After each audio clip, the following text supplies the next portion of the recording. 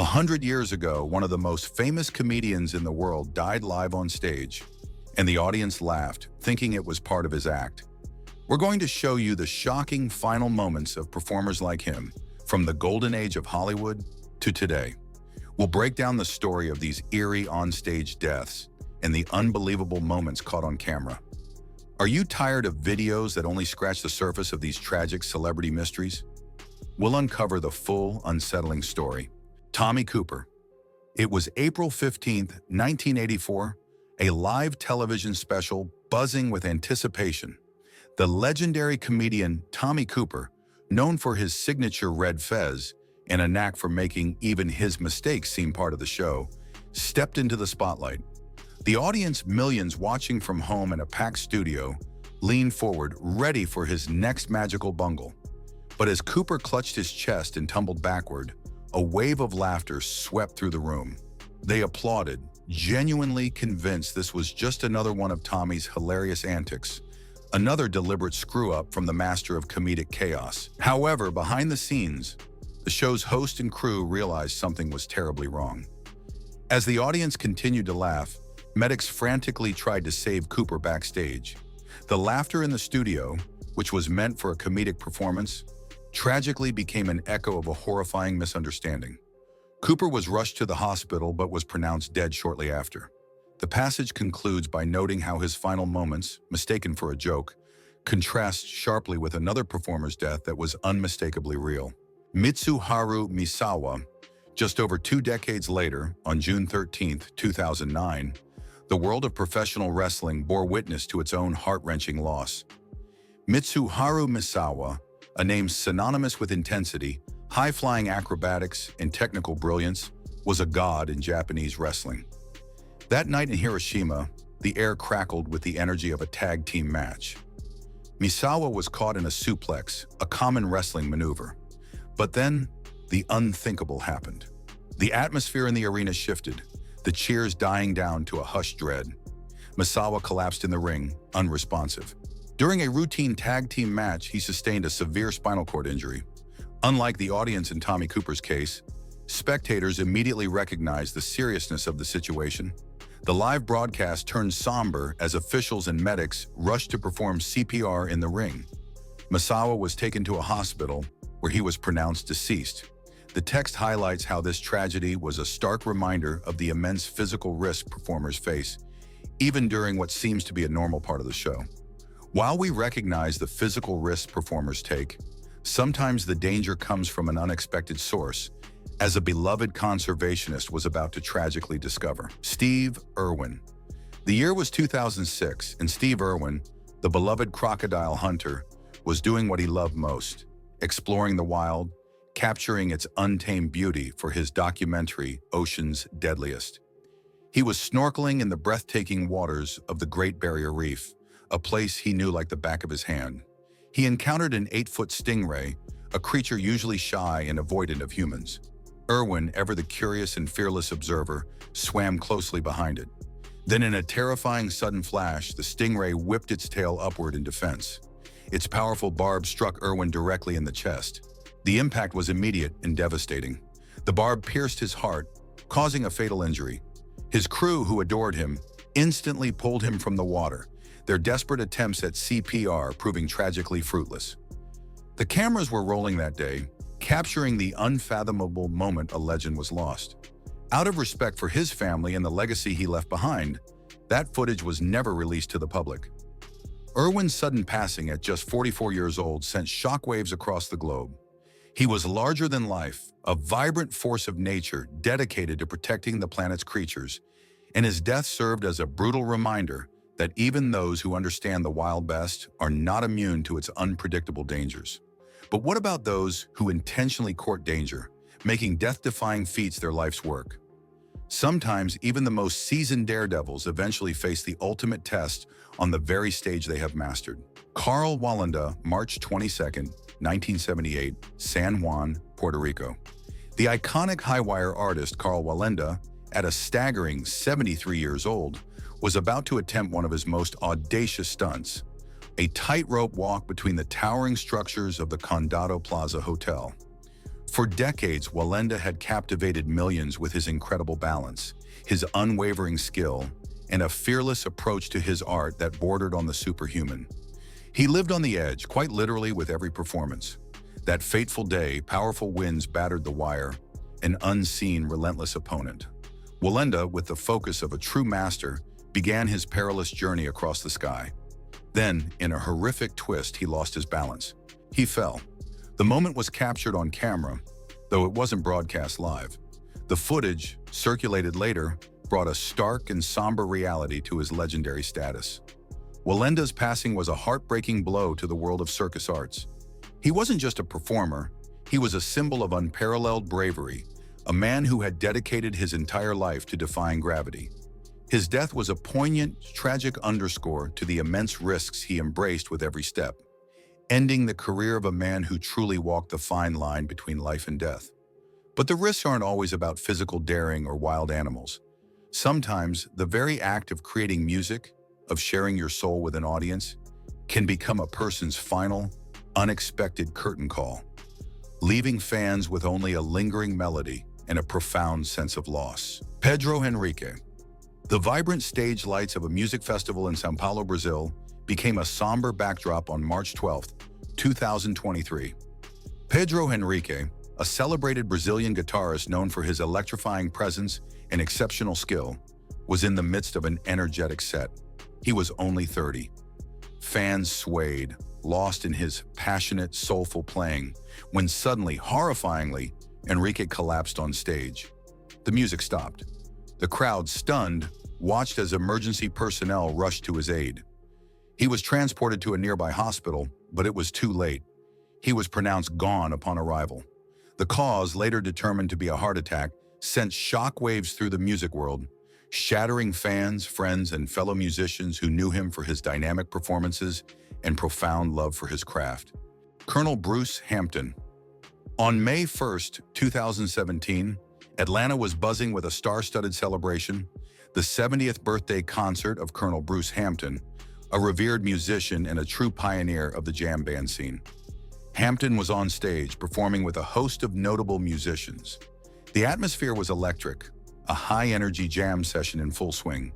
Then Hampton collapsed on stage, seemingly resting his arm on a speaker. At first, both the audience and his fellow musicians thought it was just part of his signature theatrical style.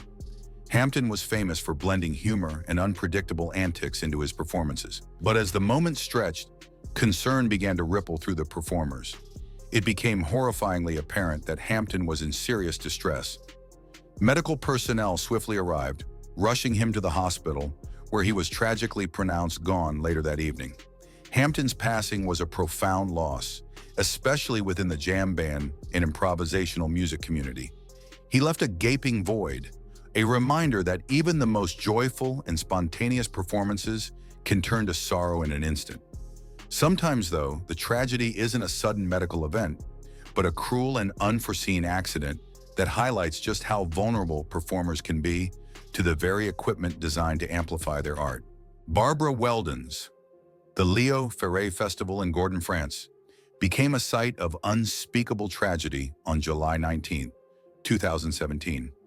Barbara Weldens, a talented French singer-songwriter, was captivating the audience with her unique voice and artistic expression.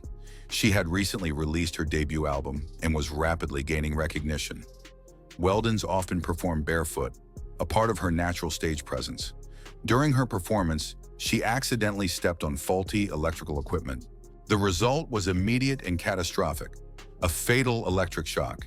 She collapsed on stage, her promising career cut short at just 35 years old. Despite immediate efforts to save her, Weldens was pronounced gone at the scene, leaving fans in the music community in shock.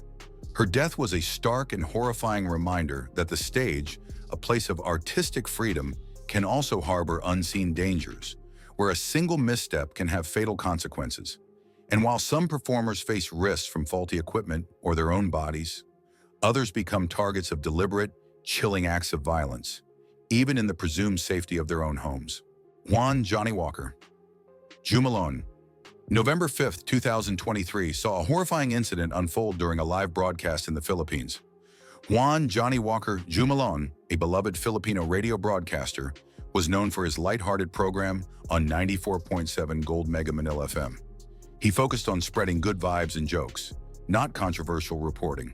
But early that morning, at his home in Calamba, Misamis Occidental, two men arrived under the guise of making an announcement about lost belongings. One assailant held a staff member at gunpoint, while the other entered the radio booth. What happened next was unthinkable.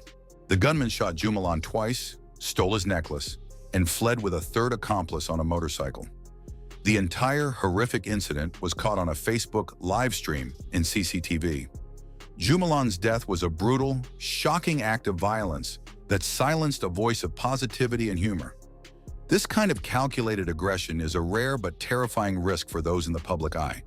And while some face violence from external forces, others succumb to health battles in the middle of their craft, proving that even the most seasoned musicians can be taken from us unexpectedly mid-song. Sib Hashian, on March 22, 2017, aboard a Legends of Rock cruise, the iconic rock band Boston's drummer, Sib Hashian, was doing what he loved: performing. Born in 1949, Hashian, then 67, was a key architect of Boston's signature sound. During the performance, Hashian suddenly collapsed on stage. The cruise ship was sailing off the coast of the United States. Despite immediate medical attention and desperate attempts to revive him, he was pronounced gone. Reports indicated Hashian had been battling kidney cancer in the months leading up to his passing. His death while performing was a significant blow to fans and the rock community, a poignant end to a life lived through rhythm. Shawn. Just over a decade earlier, on April 17, 1987, the stage at the University of California, San Diego witnessed a similar heart-wrenching scene. Shawn, the well-known comedian and actor, was in the middle of his comedy routine. He was making people laugh, as he had for years. Then he suddenly collapsed. Just like with Tommy Cooper, the audience initially thought it was part of the act, another comedic fall. But it quickly became terrifyingly clear that something was seriously wrong. Shawn had suffered a heart attack. He was rushed to the hospital but was pronounced gone shortly after, at 63 years old. These moments, where life imitates art in the most tragic way, remind us of the immense physical and emotional demands placed on performers, demands that can sometimes push beyond human limits. Krishnakumar Kunnath. On May 31, 2022, the Indian film industry lost a versatile voice. Krishnakumar Kunnath, widely known as KK, was a celebrated playback singer, his soulful and emotive voice gracing countless Bollywood hits. KK's death occurred during a live performance in Kolkata. He was at a concert when he suddenly collapsed. Despite being rushed to a nearby hospital, he was pronounced gone upon arrival. The cause was reported as cardiac arrest. KK was only 54, and his untimely death left a significant void in the world of playback singing, a reminder of the unexpected fragility of even the strongest voices. Costa Titch on March 11, 2023. The Ultra South Africa Music Festival in Johannesburg witnessed a rapid succession of terrifying events. Costa Titch, a South African rapper and dancer, was delivering an electrifying performance. Mid-show, he collapsed. He rose again, seemingly recovering, and continued. But then, tragically, he collapsed a second time. This fall proved fatal. Despite quick medical attention, Costa Titch was pronounced gone shortly after the incident. The exact cause of his death remains unconfirmed. It was a shocking, public end to a rising star's vibrant career. Papa Wemba. Another giant of African music met a similar, heartbreaking end.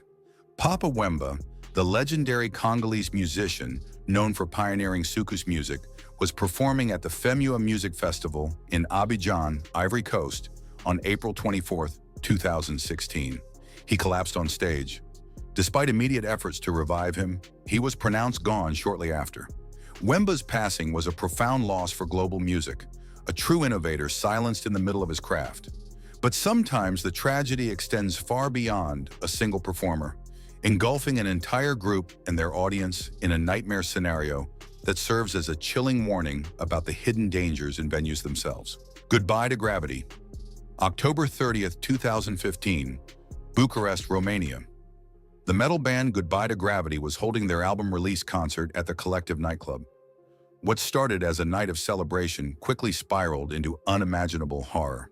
A pyrotechnics display, meant to be part of the show, ignited the club's soundproofing foam. The fire spread with terrifying speed, engulfing the venue. A stampede ensued as frantic attendees tried to escape. Tragically, 64 people lost their lives, including 4 of the band members. The incident led to national mourning and ignited furious protests over corruption and a dire lack of safety regulations. It was a horrific illustration of how a celebratory event can transform into a mass casualty. Irma Bule, the popular Indonesian dangdut singer Irma Bule, was known for her daring, almost reckless performances.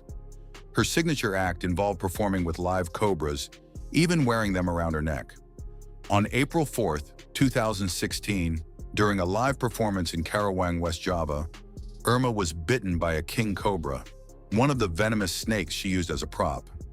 Incredibly, she initially refused treatment. She continued to perform for about 45 minutes before she finally collapsed. She was rushed to the hospital but was pronounced gone hours later.